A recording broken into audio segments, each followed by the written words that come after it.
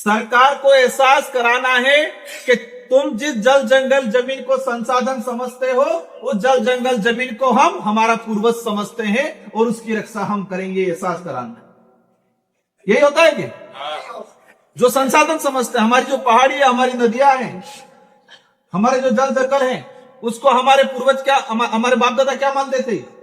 पूर्वज मानते, पितृदेव मानते, उनको पहाड़ी को, नदियों को देवता मानते, उनको पूजते। पूजे नहीं होते, बारात नगड़े, नदी पार करे तो रोके नहीं रोके, रोके नाव पड़े तो पड़े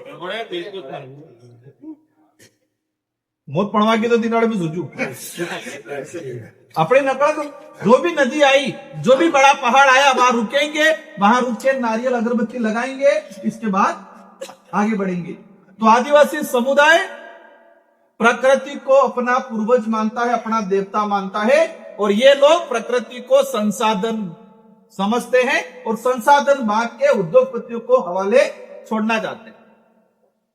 अरावली में खोज कर ली उन्होंने, लिथियम निकल रहा है, बॉक्साइट निकल रहा है, यहाँ पर ये सोप स्टोन निकल रहा है। सुप्रीम कोर्ट के माध्यम से ये कहा था कि अरावली की नई परिभाषा ये होनी चाहिए। उसके बाद में लगभग 7 साल तक सुप्रीम कोर्ट के अंदर ये चलता रहा, और 16 फरवरी 2010 के आसपास जब राज्य सरकार ने फिर से एक पिटीशन फिर मांगा था, तो उसमें 2-3 दिन बाद ही माननीय सुप्रीम कोर्ट ने इस फैसले को निरस्त करते हुए 19 फरवरी 2010 के आसपास इस फैसले को निरस्त किया था।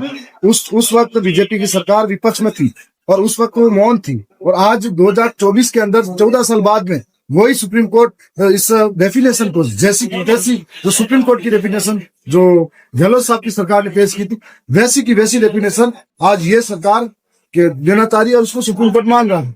अब सवाल ये है कि अगर अरावली की 100 मीटर की पहाड़ियों को खनन के लिए लिस्ट पे लिया जाएगा तो वहां का जनजीवन का क्या हालात होगी।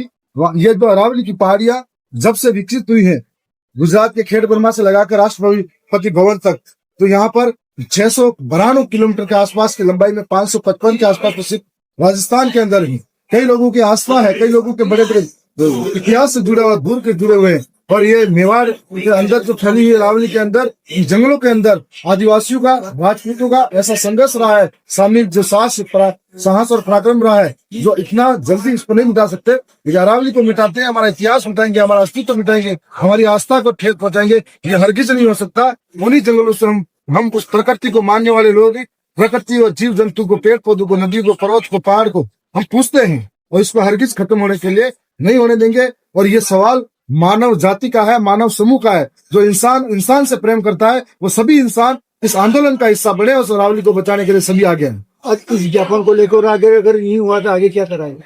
आगे उदयपुर संभाग स्तर पर पूरे संभाग का बड़ा धरना और बड़ा ज्ञापन रहेगा।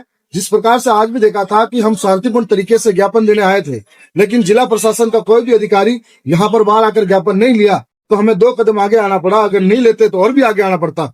वैसे ही हम संभाग स्तर पर भी कहेंगे। उसके बाद में जब राजस्थान की सरकार चलेगी तो विधानसभा के अंदर भी हम बात करेंगे, और जब केंद्र की सरकार, जब संसद चली थी, तब हमारे